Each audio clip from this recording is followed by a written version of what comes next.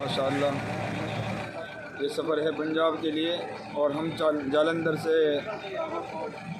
तकरीबन 10-12 किलोमीटर आगे एक होटल पर खड़े हुए हैं सारे साथी।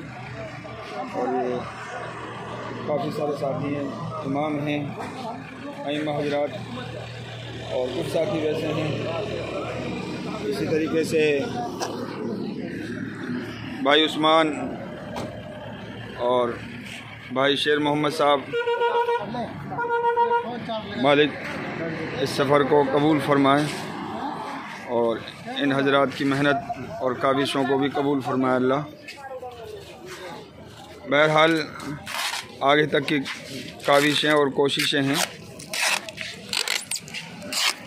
ये हमारे हाफिज़ शमीम साहब लगे हुए हैं।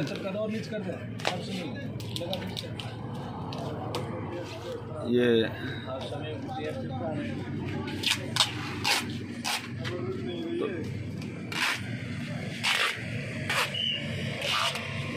इस सफ़र के लिए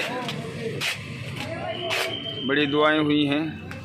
बाकी अभी जगह पे जाकर के और मुकम्मल सारी चीज़ें, क्या हालात हैं और कितनी ज़रूरतें हैं,